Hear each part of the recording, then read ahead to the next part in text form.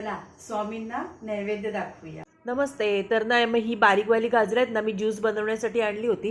पण आज आहे दत्त जयंती म्हणून म्हटलं चला झटपट असा इन्स्टंट गाजर हलवा बनवूया. तर त्याचे मी छोटे छोटे पीस करून घेतले आणि जे जाडे गाजरं होते ना, त्यातला मधला गर आहे तो मी काढून टाकला आणि गॅसवरती पॅन ठेवला आणि त्याच्यामध्ये 2 चमचे तूप टाकलं आणि हे पीस केलेले गाजराचे तुकडे ना पटापट असे मोठ्या गॅसवरती परतवून घेतलेत आणि मग गॅस पुन्हा बारीक केला आणि झाकण ठेवून 2 मिनिटाची वाफ काढून घेतली. मग त्याच्यात दूध टाकलं 1 पेला आणि पुन्हा ढवळून घेतलं आणि कुकरचं झाकण लावून ना 2 शिट्ट्या करून घेतल्या. आहे बघा आपलं कुकर थंड झाला. आता किती मस्त आपली गाजरं शिजली आहेत म्हणून मॅशरने ती पूर्ण अशी छान मॅश करून घेतली आणि मग त्याच्यामध्ये ना मी ड्रायफ्रूट टाकून घेतलं आणि साखर घातली आणि पुन्हा 1 पेला दूध पण घातलं त्याच्यामध्ये आणि छान ढवळून घेतलं आणि बारीक गॅसवरती शिजवून घेतलं आणि थोडंसं किंचित मीठ टाकलं.